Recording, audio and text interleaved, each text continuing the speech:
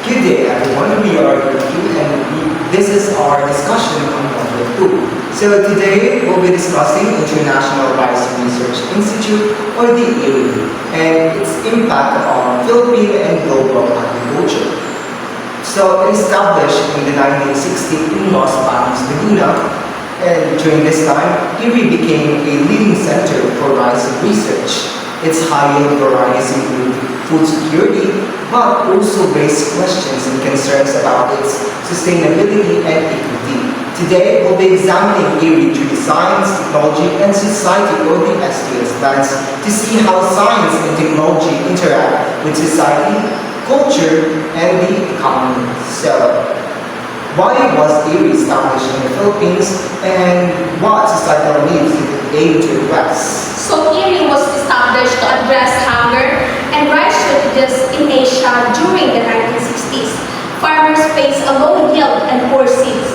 So the IRI developed a high varieties to boost production, stabilize prices, and support livelihood. Its location in Los Baños was strategic with fertile land, research institution, and government support. In short, IRI aimed to feed a growing population and reduce poverty. So, how did IRI's research influence Philippine agriculture and global food systems? So, IRI introduced high-yield rice varieties that boosted production and supported the green revolution in the Philippines. Farmers harvested more per hectare, reducing hunger and stabilizing prices globally. IRI became a model, spreading its innovation to improve food security in Asia, Africa, and Latin America. So, beyond productivity, IRI research influenced farming practices, promoting irrigation system, fertilizer use, and improved pest management. From an STS perspective, we see how scientific knowledge, technology, and social structure interact, higher yield, improve livelihood, but also shape economy, expectation, government policies, and market system.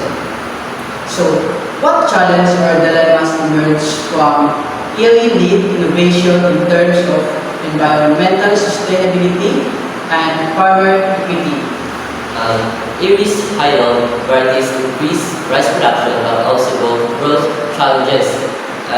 Intensive farming requires fertilizers and pesticides, which damage soil, pollute water, and reduce biodiversity.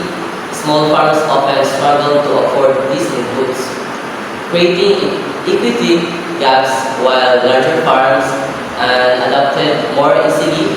Dependence on high-yield varieties also reduce traditional rice strains, strengthening cultural heritage, local knowledge, and long-term sustainability. So, through the STS lens, IRI shows that science and technology are not neutral. So, they solve problems like hunger, but create social, environmental, and ethical trade-offs. So, IRI teaches us that scientific solutions must consider people, culture, and the environment. So, increasing rice production is not enough. We must balance productivity with sustainability and equity. So, future agricultural development must or should